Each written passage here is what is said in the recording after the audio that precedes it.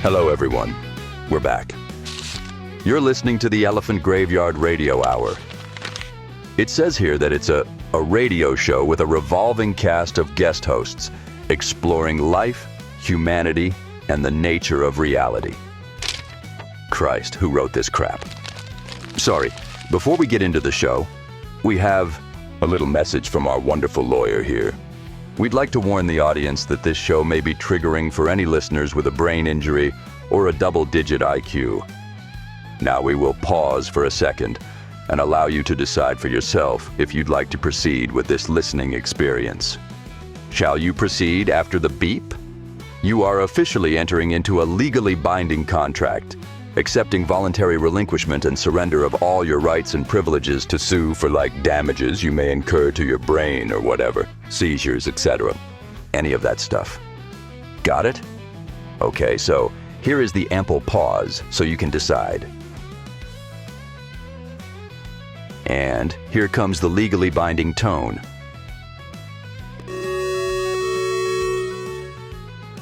All right, we are now bound eternally by law.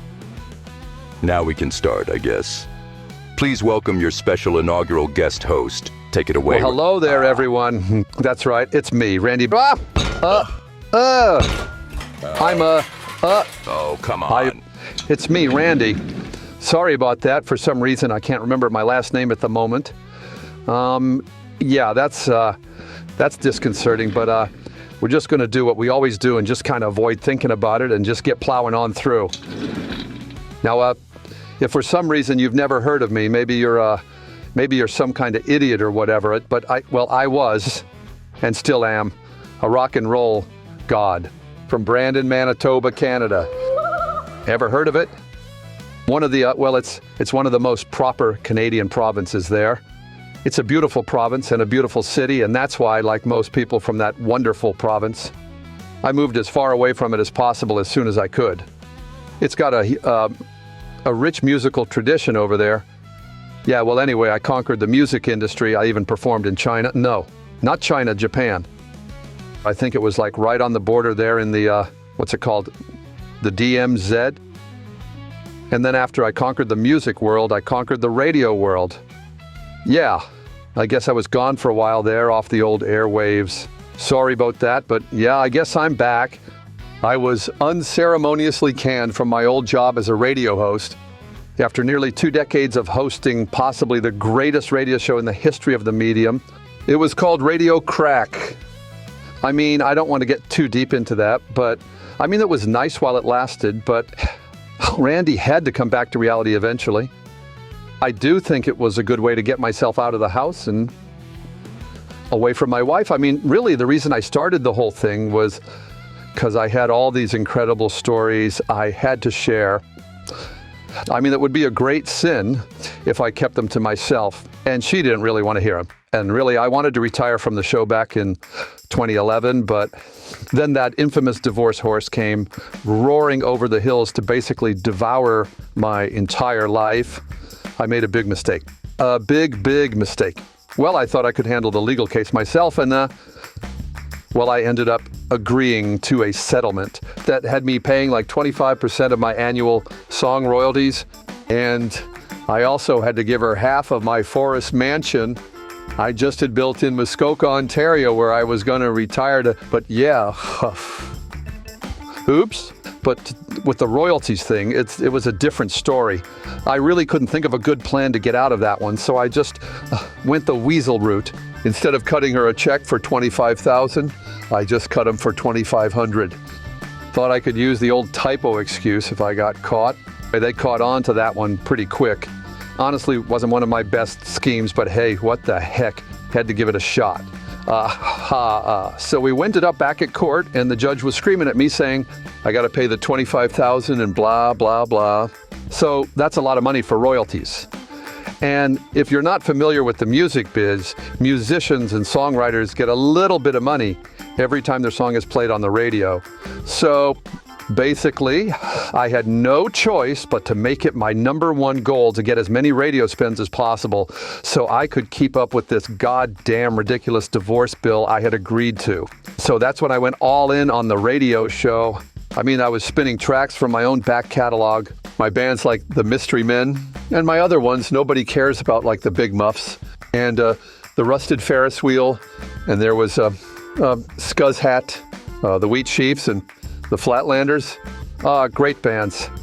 You're welcome. And I mean, I was shameless. I was playing these, every 3 or 4 songs. But I mean, the audience was so fucking brain dead. They didn't notice or didn't care. But they actually really enjoyed that for some reason. The show was kind of saved by my amazing stories. It was almost like a form of hypnotic sorcery, honestly. As soon as you started thinking, hey, didn't Randy just play a Big Muffs track 10 minutes ago? You'd suddenly find yourself swept up in some epic saga about me doing something crazy in Amsterdam again. This went on for years. I mean, I was spinning the songs more and more, even using my music for the background tracks and commercials and stuff like that. And that show being part of the national broadcaster, the money for royalties was largely paid for by taxpayers. So that's my first little bit of trivia for you. If you're a Canadian and you've paid your taxes, well, you've helped pay for a little piece of Randy's alimony. And you are, in fact, part of the amazing rock and roll history of this wonderful country. There just came a point where the big executives at the company were calling me to go up to these crazy boardroom meetings. I'd go in there and there'd be this, like a 50-foot-long oak conference table surrounded by demonic businessmen in suits. And they'd flash these charts and stuff at me up on the screen. I don't know, it just wasn't me. It wasn't Randy. And then they started telling me that, I was running out of stories. Are you serious? I've lived the life, man. There's no end to these stories, honestly. If you think I was talking a lot on the old show, you're going to hate this one. Because the shackles are off and Randy is going to be sharing some of the juiciest behind the rock and roll scene stuff that you've ever heard. We're finally uncensored here. I can play what I want and say what I want to. And that's the kind of shit that gets me rock fucking hard. Because if you know anything about me, it's that I hate following their rules. I mean, I'm a rock and roller, baby. I grew up in the 50s, became a bona fide rock and roll star in my own right in the 60s. The 70s were pretty good because I had the family band. The Rush and Thompson Explosion. And, the 80s and 90s I'm not going to get into, but my old show, Radio Cracked, started in 2005, and we absolutely revolutionized radio by combining great tunes and great storytelling. And that's what we're going to do here tonight. Live on the Elephant Graveyard Radio Hour. Okay, is that okay with you? Are you scared? No reason to be scared, little guy, but there is one thing I should mention. I highly recommend you enjoy the special enhanced version of this program. To get the special enhanced version of this program, just pick up your closest vape pen, water pipe, joint, spliff, whatever you've got. Tonight I'm dining on the sacred fumes of N2O. The chemists in the audience know what I'm talking about. Now, I must say that I am doing this willingly and not under duress of any kind. It really wasn't a big deal at all. Happy to do it. And I really don't know what to do with my life. Anyways, no time left for me to waste, that is. No time left to waste. So let's get to it. It's the Teddy Bears and Iggy Pop. Is that okay with you?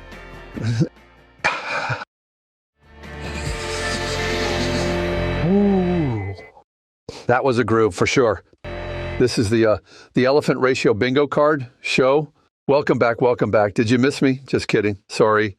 Anyway, that was a song, that was Punk Rocker, performed by Iggy Pop and the Teddy Bears. Now that actually reminds me, back in around 9050, I had this ratty old teddy bear that I was obsessed with. I think I was about 6 or 7 years old at the time. Anyway, his name was Randy Jr., and I loved that little guy. We'd go on adventures together. Randy Jr. would lead the way and get me into all kinds of trouble. We'd run around on the train tracks at night, throwing pears at the boxcars. One time, we threw a bunch of flaming newspapers into the dumpster beside my school, and the whole thing erupted into flames. For some reason, that really surprised me. In hindsight, I don't really know why anything else, but that would happen. Anyway, when I turned 16, my father woke me up in the middle of the night, tore Randy Jr. out of my arms, and made me march outside to the backyard. When I got there, I saw that my father had actually been up all night digging a 6-foot deep hole right in the middle of the backyard. He didn't say much. He just kind of pointed at the hole and stared at me. So I walked with him down to the hole with him holding Randy Jr. I was so confused. I had no idea what was happening, but I quickly figured that out. I watched my father drop Randy Jr. right into that 6-foot hole in the earth. I freaking lost it, bawled my eyes out, full-on panic mode. After a few minutes, my father sprayed me with the hose and I calmed down. I gazed down into the hole and there was Randy Jr. He already had a bunch of mud on his nice fur. And it was just heartbreaking to see that. Well, my father wasted no time and he began shoveling dirt down into the hole. He quickly buried Randy Jr. He didn't say a word. I was in tears. When he finished filling in the hole, he pointed back at the door to the house. I marched back inside and up to my bedroom, got in bed, and I just felt like my whole world had just been ripped apart. I lay there with empty arms where Randy Jr. used to be, closed my eyes and tried to sleep, but I couldn't. I knew I had just transcended into a new dimension, a dimension where Randy Jr. was just not going to be part of my life anymore. Still, to this day, I am more proud of Randy Jr. than I am of any of my biological children. Anyway, we're going to play a tune for you now. This is a track from a band from England, and they're called Judas Priest. This song will make you want to drive really fucking fast. It's Turbo Lover. Let's go.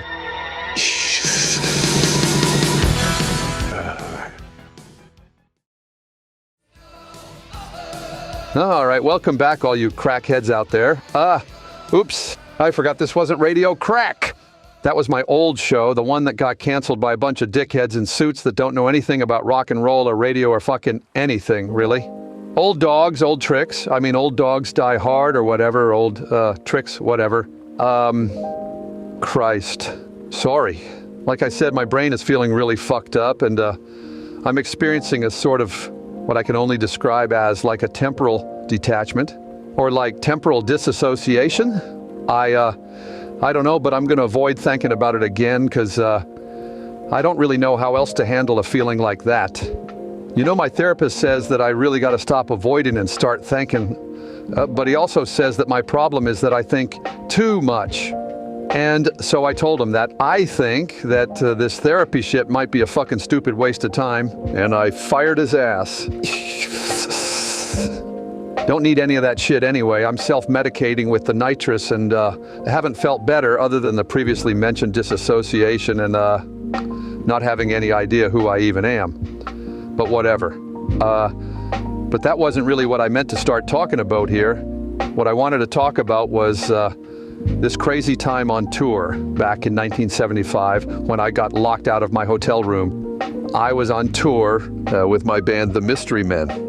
It was actually our final tour before we split up later that year. Well, to be honest, I was stoned out of my gourd and I really wanted an ice cold soda pop.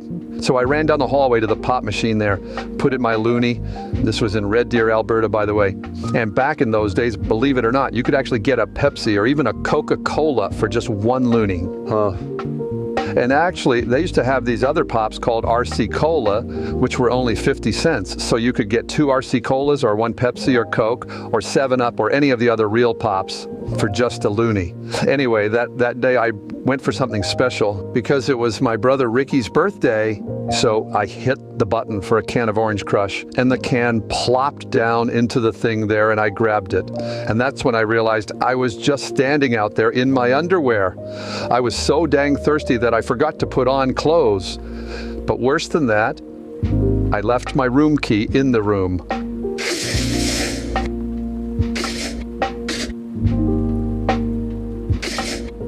I ran right away to Rick's room, who was just down the hall, started banging on his door for help, but I mean, what was he going to do? He didn't have a key to my room. So Randy took the long walk of shame down to the hotel lobby.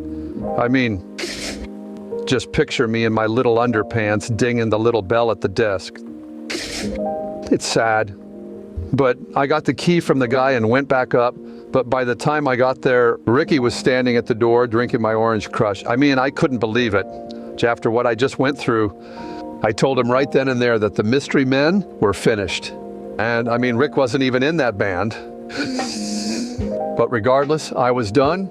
So me and Ricky started the Rush and Thompson explosion, and the rest is history.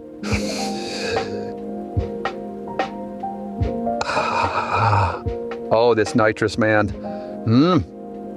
Oh yeah, this is good.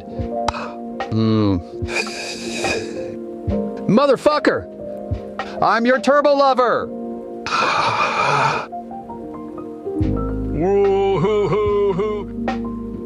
the way, if you want to hear some really good guitar playing by me, check out the guitar solo from my unreleased B-side called Thorns a Pricky. If you want to hear a real heavy and crazy fast guitar solo, that was actually the B-side to an early Mystery Men single called Hey Randy Randy. That song was pressed on, I think, maybe 100 records. It's incredibly rare. But Hey Randy Randy would end up being transformed into another Mystery Men song called Don't Put That Sweet Stuff in My Coffee Cup, brackets, no, put Sweetie Sweet in My teacup. Most people don't know that, so I just thought I'd let you know. Okay?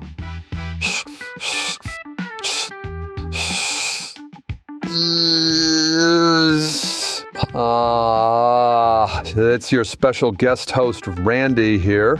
You're listening through the Elephant Graveyard Radio Hour. Once again, I want to reiterate that I am not hosting this under any duress or force of any kind. Just wanted to get that out there one more time. Anyways, that was Judas Priest with Turbo Lover. We're going to open the phone lines in just a moment. I am trying to figure out how exactly I'm supposed to do that. Anyways, we got some interesting stuff for you guys on this episode, and we're going to kick it all off with Bob's Travel Journal, where this week our resident adventure tourist is braving the wilds of the Caribbean Isles in search of the heart of island culture. Let's have a listen. Here's Bob. Okay, play the thing. World Travel Journal, entry number 23, Adventures in Jamaica, June 3rd, 2023. I arrived in Jamaica, eager to relax and enjoy my hard-earned vacation. The past year was arduous, but knowing I would cap it all off with a lovely excursion to the beautiful isles of the luscious Caribbean Sea kept my spirits buoyed and eager to see it through to its fruitful end. I purchased 2 plane tickets through aircanada.ca, and I watched the days on the calendar roll by until that special day was due to arrive. I rummaged through the garage like a mole burrowing for worms in the fertile spring soils of the northern boreal forest, to find an old brown leather suitcase I had stowed away many years ago, for I was once an exuberant youth to whom travel was no stranger, and the wear and tear visible on the dark mahogany leather told tales of journeys past in a time long ago.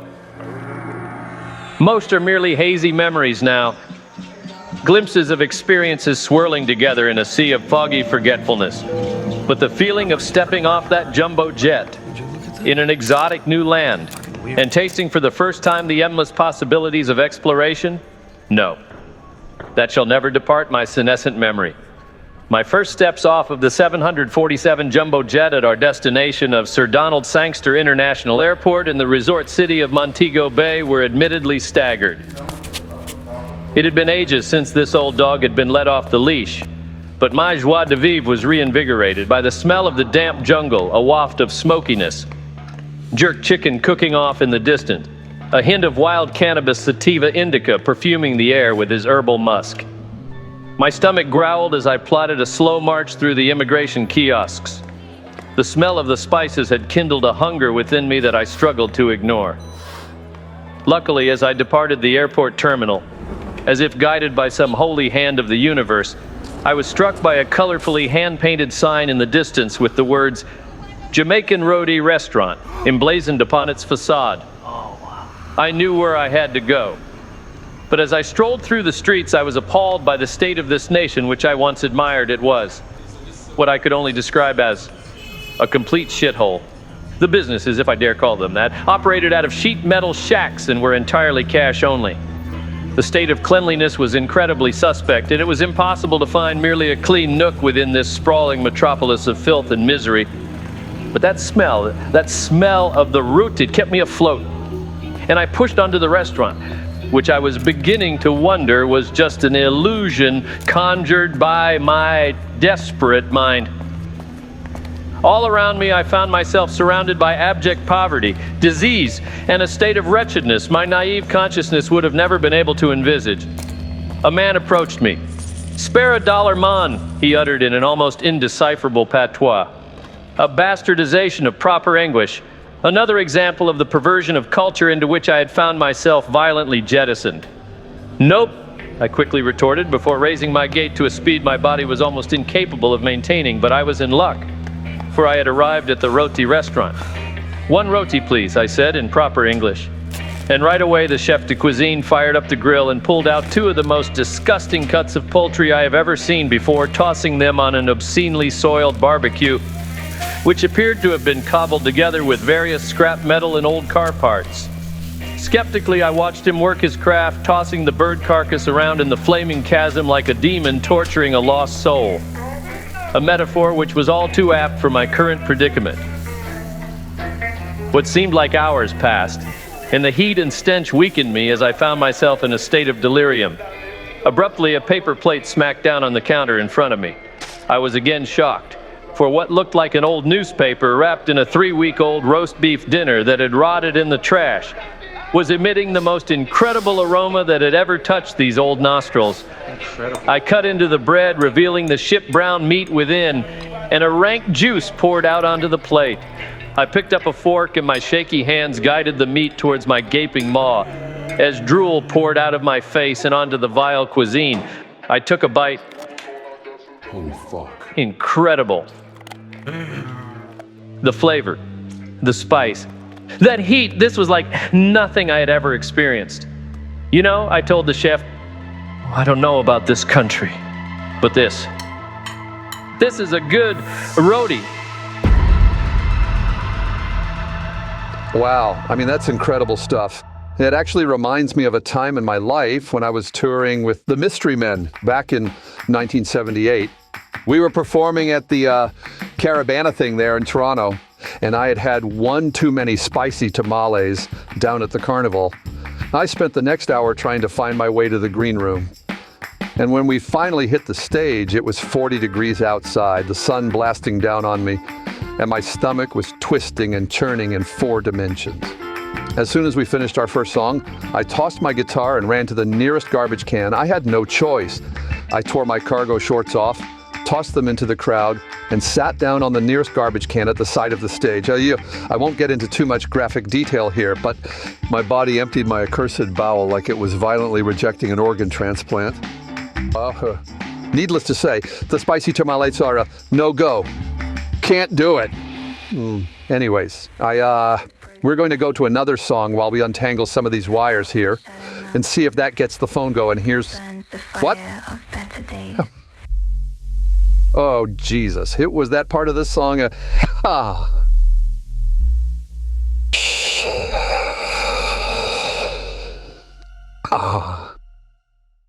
Do we have any more nitrous? What do you mean it's still on? What did you say? They're hearing me instead of the song? Well, whose fucking fault is that? You guys are producing this stupid show, aren't you? Well, what purpose do you even serve? Oh, yeah, the knobs, right. Yeah, oh, I'll give you a fucking knob to twiddle.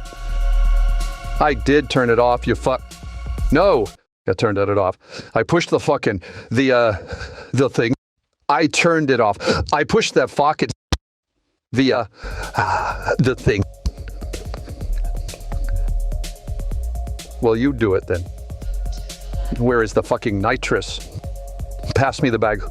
Yeah, now. Oh, who gives a shit? Nobody's going to listen to this.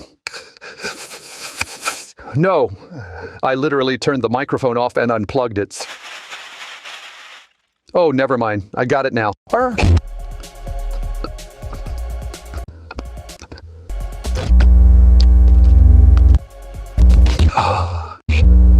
What's this say? Nitrous oxide is a gas which can induce euphoria, hallucinogenic states, and relaxation when inhaled. Nitrous oxide is a neurotoxin and excessive use can cause long-term neurological damage. Yeah, whatever.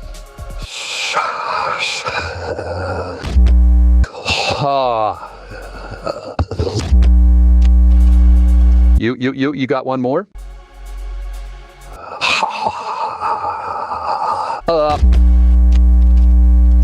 Oh God. Hey, it's Randy popping in here. I just want to remind the audience that I am not hosting this program under any duress or force of any kind. By the way, this is a guy called Daniel Avery. He's from England, and he makes music with, believe it or not, a computer. What a nerd. Oh.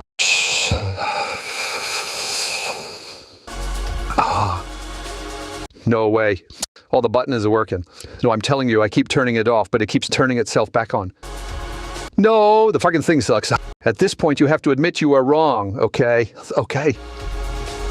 Well, the button isn't working. No, okay, I apologize. I'm sorry. I apologize. Nope, no, you're right.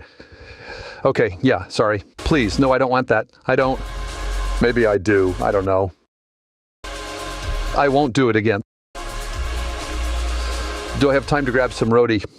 Are we even allowed to be playing this? I gotta piss. May I piss? Whoa, did you hear that? It went with the song. Yeah, when I said, may I piss? You didn't hear it? Oh, for fuck's sake. But seriously, may I piss? And that actually was a real question. Do you guys speak fucking English or what? Piss, please. At the hour mark, Dalum. Are you serious? I mean, at the hour mark. I gotta say, I'm wondering if this is even worth it at this point. Please, okay? I get it. You don't have to keep reminding me what's going to happen. But the fact is, if you want me to do what you say you have to, at least let me take a steaming hot piss in the toilet, okay? Do you understand that? It's just that... Moosh! No, please. I understand, and I'm sorry. I understand. Yeah, and I am sorry. But you have got to fix this microphone thing. I think we can agree on that. It's very amateur. Oh, okay, I'm on in 5. Here we go. Shut up. Well, I mean, that was really something. Don't know what exactly, but, I mean, don't know if I mentioned this, but I was once in a band called the Mystery Men. And it was me and my pal Kurt Jizzings. And some other guys, and we don't need to get into the whole backstory here. Like, if you really wanted to know, you would already know. You know what I'm saying?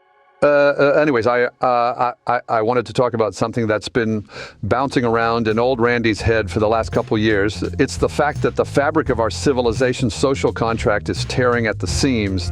It's something I've noticed as I wandered the streets of this hellhole of a city the other day. Like, I was riding the streetcar down from my buddy Gord's place, and this guy gets on to stop, you know, and he just walks into the streetcar, takes out a machete, and literally slices his own head off right in front of everybody. Apparently, this is a new TikTok trend that people are doing on social media. I really can't keep up with this stuff, but I like the name TikTok. I mean, that's accurate. The clock is ticking on the human race, I think. Like, I don't think we got much time left on this planet the way things are going. Anyway, you can follow me, Randy, on TikTok if you like. I'll be posting videos showing you all kinds of stuff, like your favorite Mystery Men licks on the guitar. I also did a tour of Kurt Jizzing's old apartment in North Battleford, Saskatchewan that I'll be posting soon. Once my grandson helps me recover my TikTok password or whatever, I've been locked out for quite a while, which pisses me off, yeah. And I think because it's TikTok, it's China, so I don't know how it all works, but I know I am mad about it. China! Fuck! Oh, China. So check that out on the TikTok.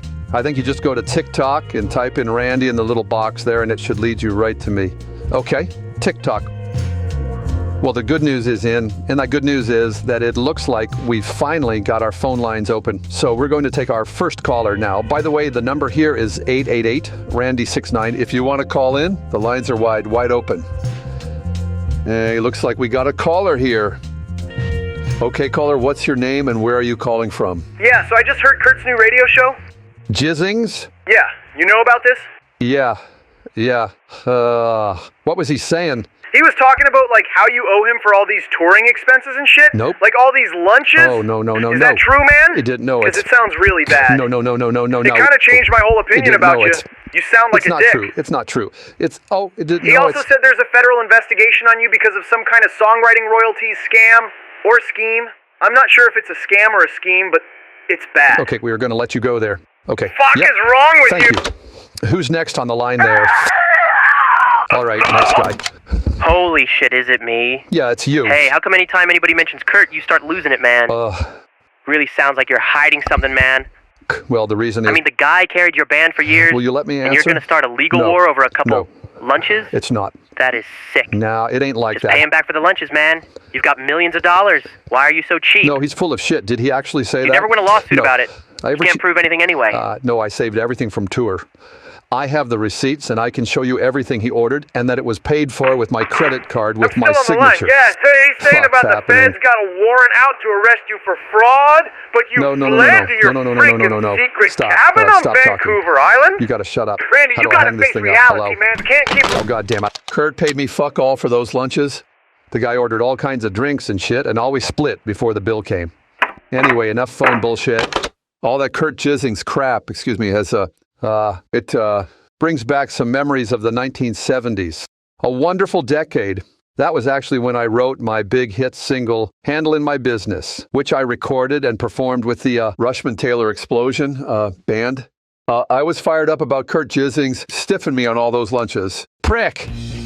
Unreal. Anyways, we're going to pause the phone calls for a moment. I've got some more things I wanted to get off my chest here. Do you ever feel that reality is disappointing? We all get disappointed in life, that's obvious, but I'm talking more broadly, like the highest mountain in the world isn't really much of a marvel, is it? It's so tiny, really. I want a mountain that extends upwards into outer space and scrapes against the moon when it circles by. And there aren't really that many different kinds of fruit you can try. You can try every variety in the grocery store, but you'll run through them very quickly. And before you know it, you've tried every fruit on the entire planet. And then what's left for you?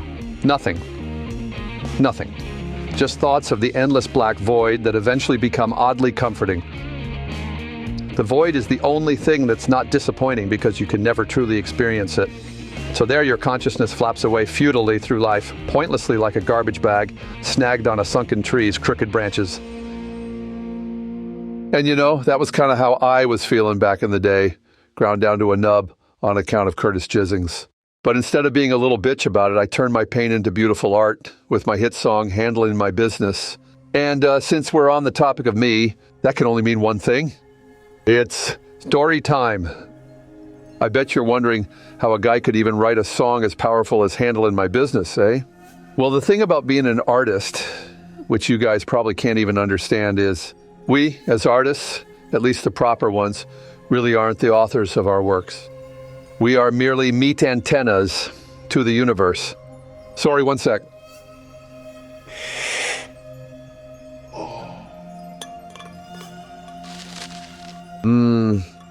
Yeah, so our bodies are the conscious organ of the cosmos, and our job as artists is to capture the ideas that radiate from the stars and all that stuff up there that's doing whatever it's doing up there in space, I don't know. And so that's what I do. And I don't do it for me, I do it for you. You're welcome.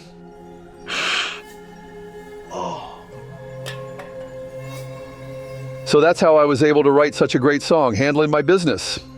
And I remember the exact moment that the idea for that hit was beamed into my head by the universe.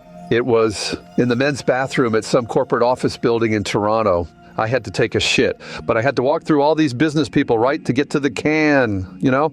And I just thought, what if I had a job? What would that be like? What would I have for breakfast? How would I commute to the office? What would I bring in my little lunch pail? Could I have an affair with my secretary or whatever? Business stuff. I just started writing this stuff down, and by the time I had finished on the can, I had this whole song written out. So I took 2 dumps that day, the dumping of the song for my brain, and then, of course, the actual dump in the toilet.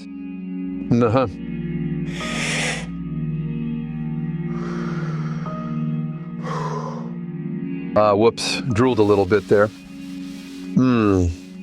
You know, honestly, even the eternal torment that awaits us all in the afterlife is probably pretty disappointing as well. I bet the universe finds a way to make sure that happens for us. Just sitting here thinking about that.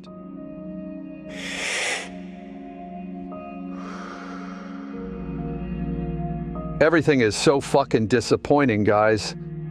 Uh-huh. It's true. You think you got a good thing going, then some absolute asshole threatens to sue you, and now you got to spend all your waking hours fantasizing about different ways you can ruin his life in return. Which is fine, really. It's one of your favorite pastimes anyway, so,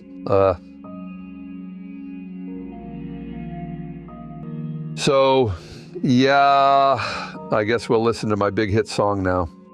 And of course, now that I've hyped it all up, you are going to be disappointed by it. Just kidding, the song fucking rules. Here it is. Take it away, Randy. I get up nice and early, brush my teeth and drink my coffee, take the streetcar down to the office. Streetcar. Proper. So many guys and gals are walking up and down the business tower staircase making deals. I wrote this. And if I'm late, I'm the best. meeting, I'll be sad and get in trouble. My boss doesn't like my misbehaving. I wrote this part too. But my presentation's great, and I simply cannot wait to unveil it before my business friends. God, I'm good. I'll be handling my business every day. Nice. I mean, this is a classic. My business all the way. I'll be handling my business, it's okay. Handling Yep. my business, working every day. Hell yeah. Deedly, deedly, dee. Play it. Nobody plays like me. Hester. Fucking shredding. Well, I didn't get a raise, and my boss says I'm gay. Uh-oh. That don't bother me, no, not at all. Nor should it. I'm a good sales guy making deals to earn my life. And I know my boss will one day see my value. That's business. But for now I make no bread. I think I wanna die. But business time is here and I won't cry. I'll just be handling my business every day. Let's do one thing. Handling my business all the way. Just proper rock and roll, you know? Handling my So imagine that. It's okay. Can you even? Handling my working every day. Work job, work job. Yep. Well, there you have it. That was, of course, Handling My Business by me. Whatever, good song, who cares? Looking forward to the royalty check for that little spin there, and you're welcome, by the way. Pretty fucking good rock and roll track, if you ask me. Now fucking pay me.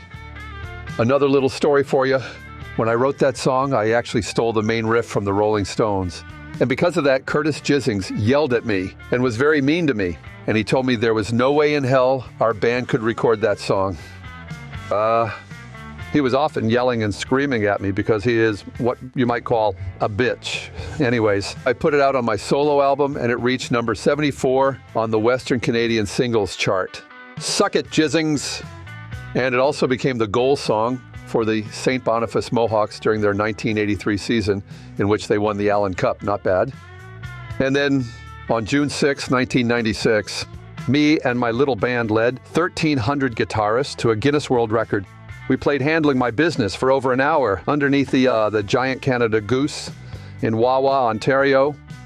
It was the most guitarists ever gathered that played a song for over an hour. Isn't that something? Rock and roll, baby. And also, I wanted to mention, one thing you may not know about me is that I actually love rap music. And I can actually name over 10 rappers. That's something I've been working on lately. So go ask Kurt Jissings how many rappers he can name. And then ask him why it's 0. Hey, what's the real reason, Jizzings? You know what I'm talking about. No, that's real, I'm telling you. He's a but yeah, he's shit. He's a racist.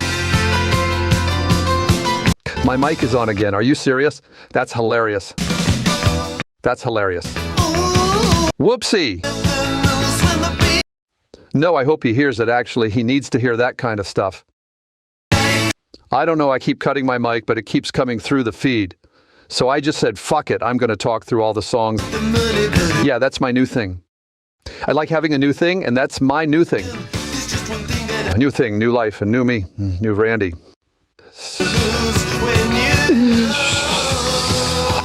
Not under duress, by the way.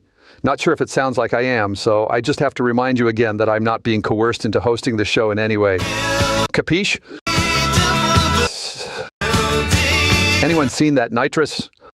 Need a little boost here. Ah, nice. Thanks, guys. I feel like this stuff isn't really hitting me anymore. You got anything else in there? Guilty. You know, back in '95, I remember very well the O.J. Simpson trial, you know, when the verdict came down and he drove away in that white truck down the highway. I remember it because I was just about to release my now classic album, Strung to the Edge. What the hell was that? Geldof was always such a clown. So yeah, the O.J. trial. I was obsessed with that whole show. I mean, I recorded every day of the trial on my VCR and would watch it over and over and over again. I even brought all the VHS tapes out on tour to watch them again in the tour bus. We had just upgraded the Rushson-Taylor bus to a new model that actually had a television set and a VCR, which was pretty groovy. And of course, I was the boss of the band, obviously, so I got to decide what we watched on the bus. Then one of the perks of being the boss, I guess. And I remember the OJ verdict coming out in October because the day it came out, I was out shopping for Halloween costumes in North Battleford for me and the guys. Ricky wanted to be a spooky ghost, but like I said, I was the boss of the band, and so I was going to pick the costumes for everyone. I think I might start smoking again. What kind of smokes are good these days? Any recommendations? Call me 1-888-RANDY69, toll free. Tell me what to smoke.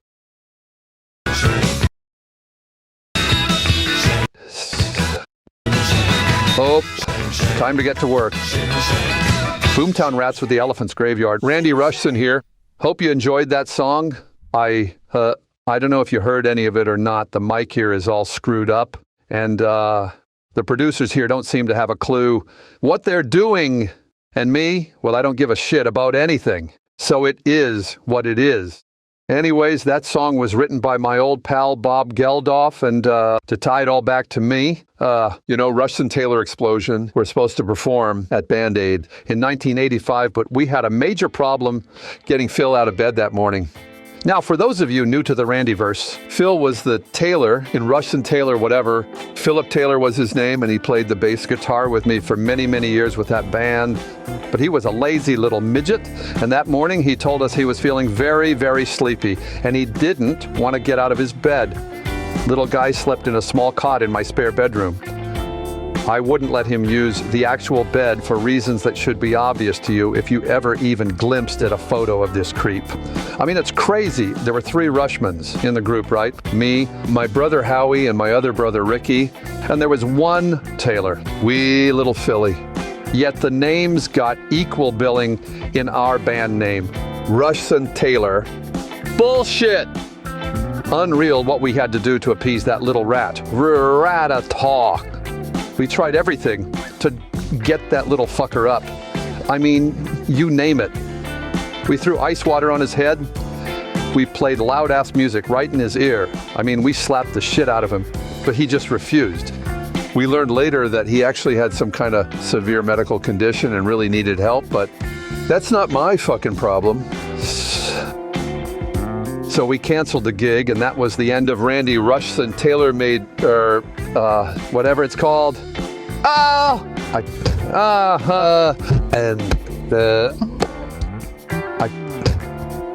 Excuse me, sorry. I don't know what that was. It felt like I lived an entire other lifetime as a different but very similar guy, all in the span of about 3 seconds. What was I talking about? Oh yeah, the demise of my band. Looking at it now, we should have taken 4 or 5, 6 months off and would live a little. and then come back together with new ideas. In retrospect, that's what a lot of great bands do, and we didn't. Our new record at that time only reached number 70 on the US pop albums chart and had no charting singles. I became a big loser. Pretty much gave up on everything at that point. Started sitting around in my house doing massive bong rips in my underwear with my eyes glued to an endless stream of pornography. I mean, it was a dark place, but that's when I started writing my hit song, Just a Boy, which wasn't really a hit, but it should have been. Great song, great poetry by me. So that was basically me coming back to reality from my big bender there. And really, I've been fine ever since. I honestly don't know what the hell all this mental health stuff is about these days. You just do something like that. You reset your brain. You reset your life. And you fucking get on with it. Anyway, what's next here? Aha, right. I've got a little piece of health advice for you all right now. Back when I was in high school, I remember a friend of mine teaching me a valuable lesson. He told me that, like, if you're gonna smoke, you gotta remove the filters from the smokes to make them healthier. It sounds counterintuitive, right? But hold on a second, actually listen. If you've got filters on your smokes, yeah, sure, they're gonna filter out some of that bad shit that you breathe in when you breathe in that smoke. But it's kind of throwing the baby out with the bathwater, because you're also filtering out all the vitamins and minerals that give you an amazing health boost. So you rip the filters off and ingest all the vitamins. Trust me, you'll feel fantastic. I drive a Lincoln Continental like a cold. Hell yeah. Randy's a Pisces, baby.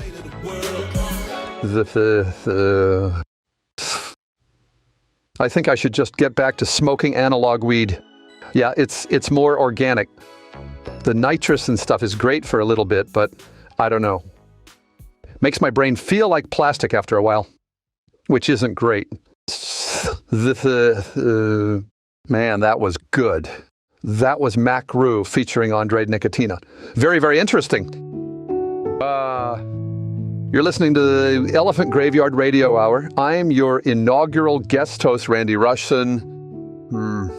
I've got to come clean, guys. I have got to tell you something that may shock you, but I think it's important to tell the truth here, even if it cost me everything. Yeah, so I'm just going to come out with it because I can't take it anymore. I have no idea where I am. Seriously, I have no idea where I am. I woke up in the studio this morning, no recollection whatsoever of how I got here. I tried the door, but it's locked from the other side. There was a single piece of paper in front of me with some handwritten stuff on it. It basically said that the room I'm in is part of a powerful mechanical pulverizer machine, and the walls here are going to start closing in around me until ultimately they pulverize me into mush. So that's not good. And folks, they said the only reason they'd have to start up the pulverizer is if I mentioned this whole situation on this show. But this is just such a good story that I just can't keep it to myself. Oh well, guess my fate's sealed. There's no free will anyway. But that's something we can talk about another time. Not that we have a choice, we do what we do. We're all just little sailboats in a bathtub being blown around by the gusts from some toddler's breath. He's got no idea what he's doing, and he doesn't care. And why should he? Hey, anyway, you're listening to the Elephant Graveyard Radio Hour. Again, I'm your special guest host, Randy Rushson. Hi, hello. You're welcome, by the way. Don't think I've got much time left on this planet here, as some sadistic weirdo, pardon my language, has trapped me in this incredible machine. So thanks for listening. We'll keep going until the machine finishes me off, I guess. Might open up the phone lines here if those are still working. Again, the number is 1-888-RANDY-69.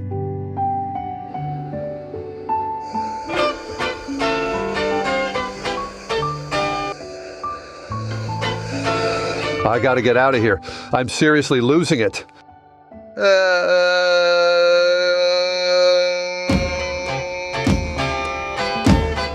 So there's no way to stop this thing?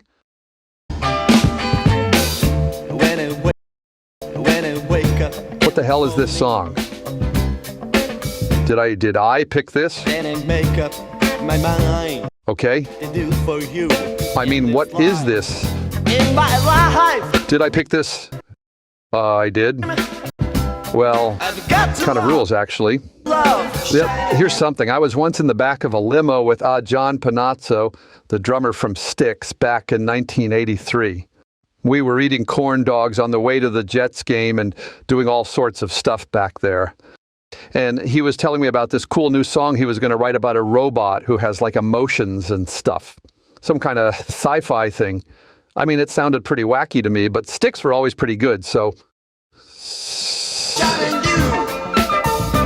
And what does that have to do with this song, you ask? Well, domo arigato, Mr. Roboto. Sticks. Japan. Get it?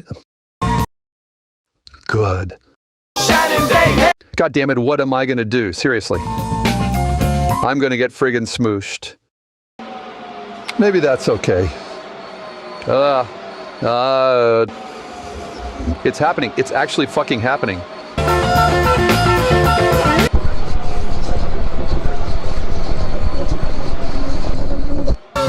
Yeah. Things are starting to move here. Yeah.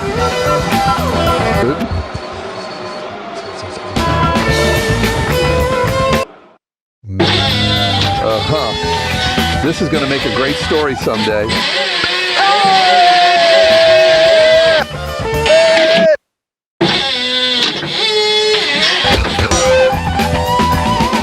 The hell? Well, folks, some good news and some bad news. The bad news is that I am indeed being crushed by the pulverizing machine. The good news is that the machine seems to have stalled out here for some reason. Not quite sure what's going on, but there was a big clank noise, and then the thing started blowing steam, and it just stopped. Unfortunately, I'm really squeezed in here, and I am unable to get out of this right now. But I can still reach the microphone at least, so for now, the show is going to continue on here. Here come the little workers. Weird.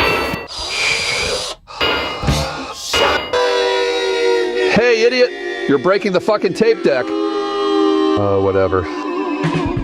I mean, do I even have to say it? I think we all know what we're all thinking about with regard to that one.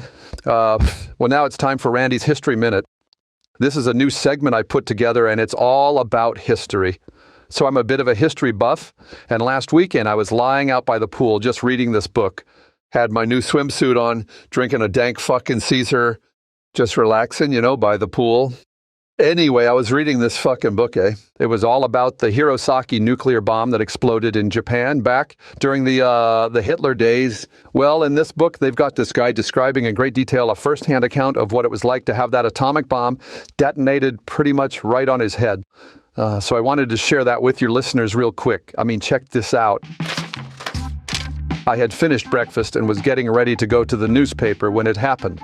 There was a flash from the indoor wires as if lightning had struck. I didn't hear any sound.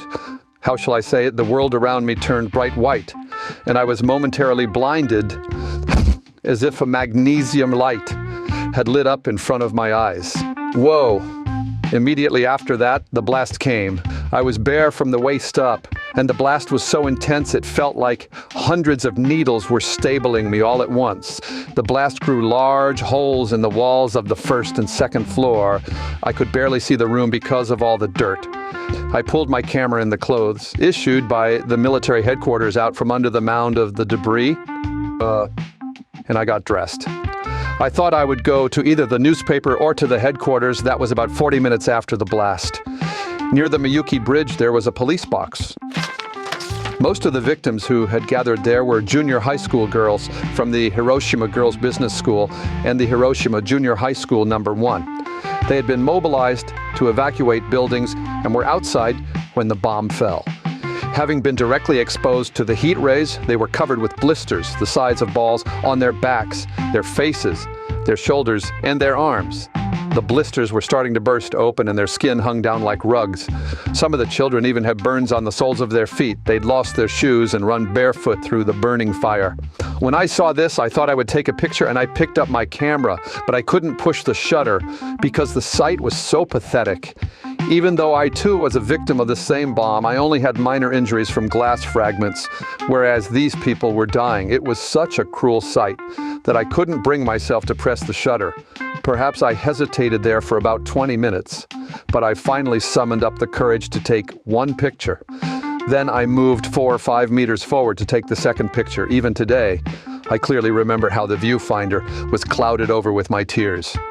I felt that everyone was looking at me and thinking angrily, he's taking our picture and will bring us no help at all. Still, I had to press the shutter, so I hardened my heart, and finally I took the second shot. Those people must have thought me duly cold-hearted.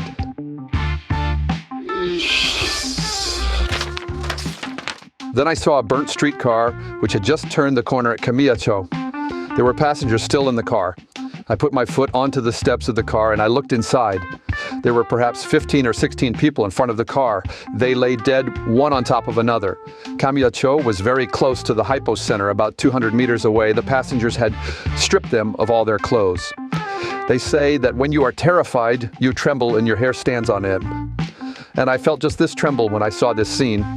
I stepped down to take a picture and I put my hand on my camera. But I felt so sorry for these dead and naked people whose photo would be left to posterity that I couldn't take the shot. Also, in those days, we weren't allowed to publish the photographs of corpses in the newspapers. After that, I walked around. I walked through the section of town which had been hit hardest. I walked for close to 3 hours, but I couldn't take even one picture of that central area. There were other cameramen in the Army shipping group and also at the newspaper as well. But the fact that not a single one of them was able to take pictures seems to indicate just how brutal the bombing actually was. I don't pride myself on it, but it's a small consolation that I was able to take at least 5 pictures. During the war, air raids took place practically every night, and after the war began, there were many food shortages.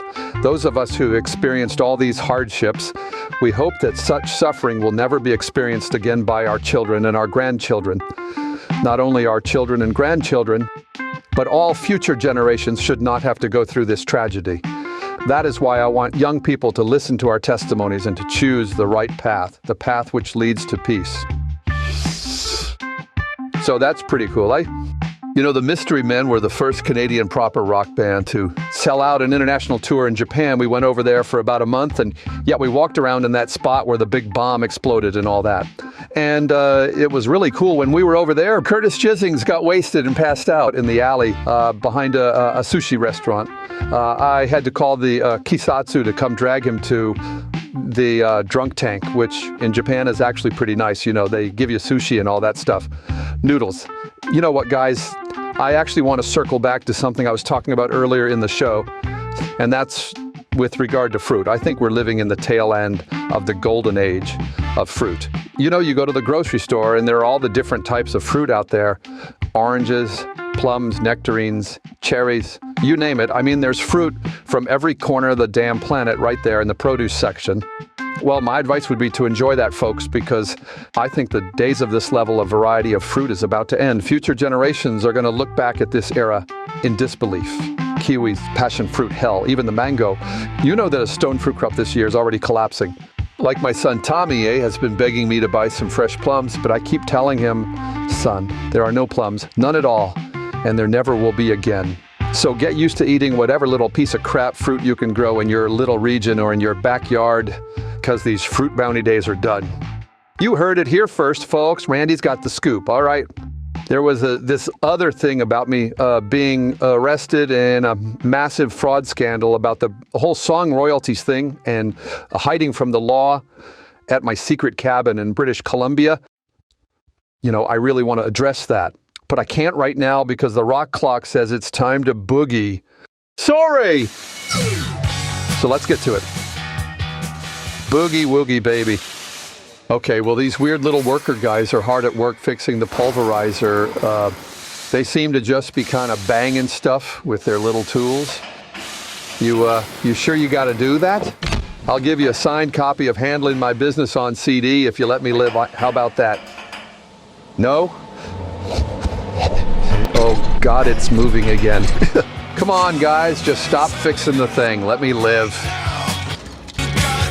That's the problem with unions, guys. You know, they sound great in theory, but in reality, they just cause all kinds of problems and make it so you can't fucking do anything because they won't listen to you. So that's bad. I gotta get out of here. I am seriously losing it. Hey guys, let me out. Ow! Hey, say sorry. This is not good. I'll be honest, I don't think I'm getting out of it this time. It is not good. It's not good. Trying to stay calm, but something is happening. I gotta get out of here. I think I'm starting to freak out a little bit here. The walls are literally closing in now. And when I say literally, I mean literally. Walls of this stupid studio seem to be part of some high-powered hydraulic crushing machine, and they are. I already told you that, but I just want to reiterate it. They are closing in on me pretty rapidly here. It's actually already breaking some of the decor in the studio here, but I've got my nitrous anyway, so that's going to come in handy at least. I just think my tolerance for nitrous has gotten so insanely high that it's not good anymore. Which sucks. And if I'm going to be crushed into goop in this thing, I'm going to need something better than this nitrous. Whoops, forgot about the show. Oh boy, it's the Stranglers. They're going to strangle you. Flowet a tune. That was the Stranglers with something better. Change. Flowet a tune. I've never had a papaya. I want to try it, but I've had every other fruit, and I always want to have a fruit out there that I've never tried. And once I eat that papaya, that feeling is gone for me forever. I don't know what to do now. And, I guess I just want to apologize. I pride myself on being a professional, proper broadcaster, but this whole show is kind of getting harder and harder to host because half my body is now pinned between a bunch of broken equipment and wood and all kinds of shit. Well, I guess I will crack open the phone line again.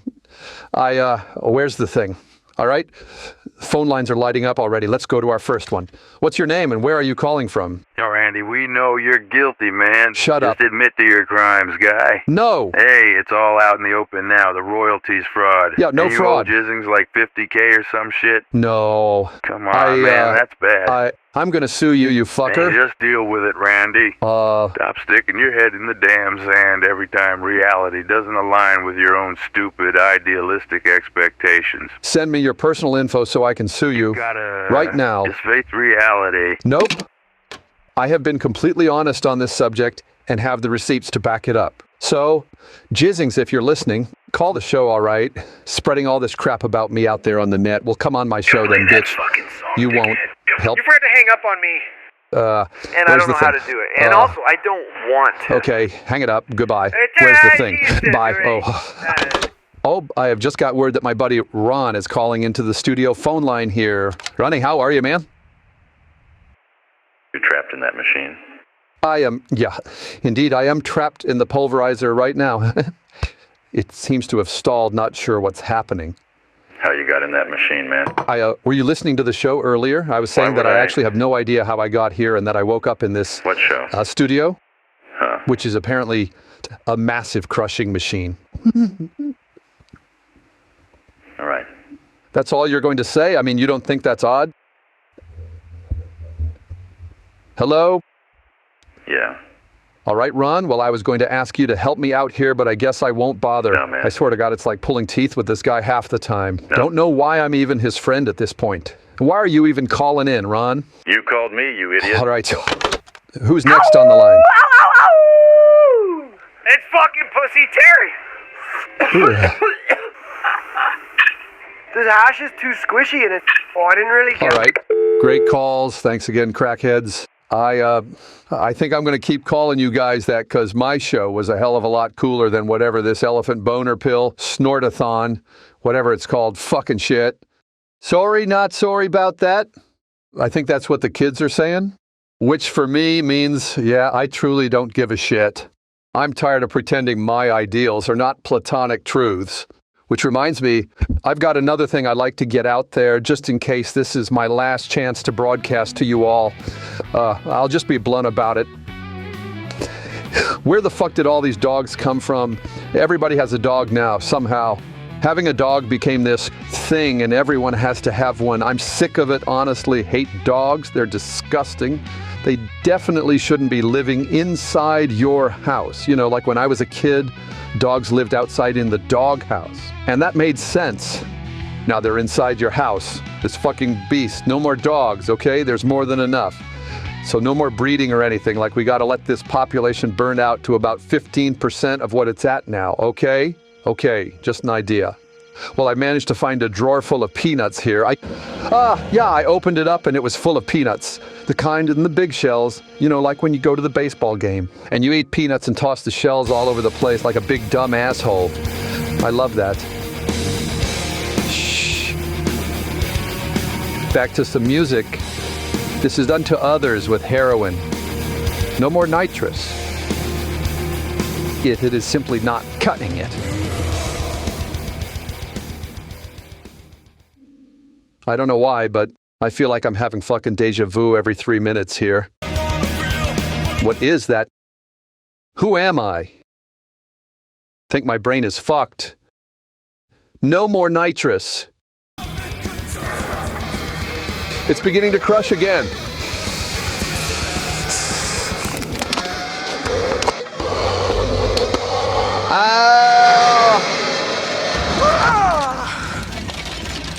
I'm so confused.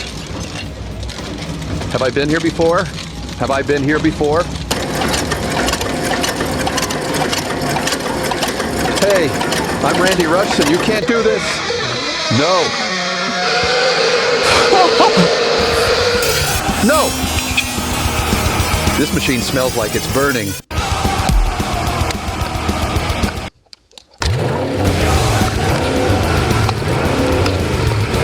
Really starting to squeeze the shit out of me, like actually passing out a little bit here. Oops.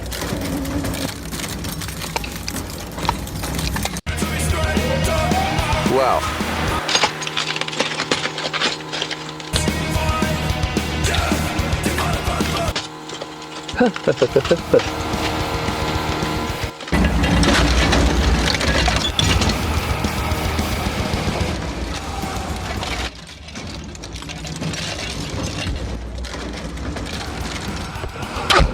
Hey guys, just stop the machine.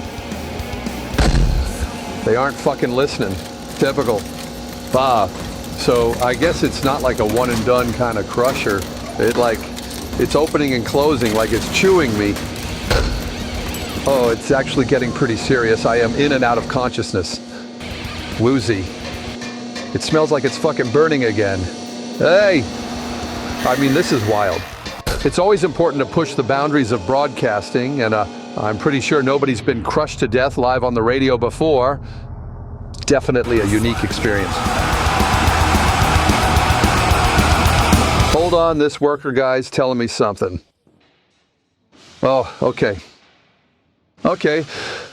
So some guy just popped in here and said that apparently the machine is being shut down and it needs to be repaired. No idea if they're going to let me go or if I've got to stay pinned between these walls, unable to move. I can reach the peanuts, but that's about it. And those aren't going to last very long. So stick around, folks. We've got a lot more show to do because they are unable to finish me off at the moment. Okay, what else can we talk about? How about pet peeves? I cannot stand people who don't respect my fridge organization. I get everything laid out nicely in there. It's like a fucking miniature grocery store. Sections. And then some ogre comes in, grabs a bunch of cheese and shit and tosses it all back in there haphazardly. And I've got to come back and redo the whole thing. Honestly, why do I even bother? I really should just embrace the chaos. But when you gotta cook, it's nice to have everything laid out nicely in there. And it's easier to assess the overall stock at a glance when things aren't buried under themselves. And if you disagree, you're a disgusting hobgoblin. Oh God, it's moving again. Oh shit, the fucking walls are about to pulverize me into paste.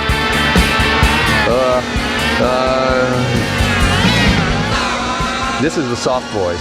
I want to destroy you.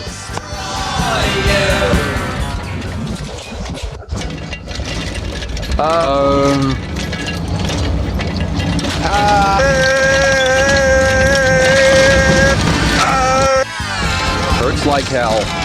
Bit of pleasure from the pain though. Why does it kind of feel good? At this point, I kind of just want to let go of my attachment to my identity.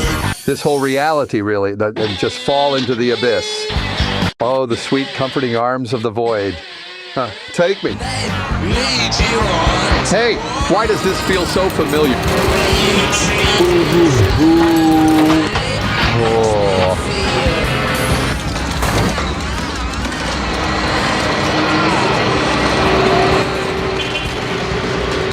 Well, finish me off, you fucker.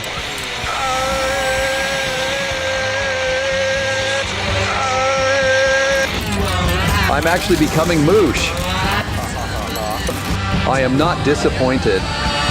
I just managed to look down at my lower extremities, and they are like a sloppy, pink, gloopy mess. Oh, I'm actually becoming moosh. It's actually kind of cool. I have to say something. I am not disappointed. Finally, I'm not disappointed with something. Finally. Looks like they're reeling the machine back in for one final crush. Finish me! Wow. Whoa. Here we go! Hey, all right. Thanks for tuning in for one last broadcast. Here comes the final crush. See you on the other side. Punch it. Yeah.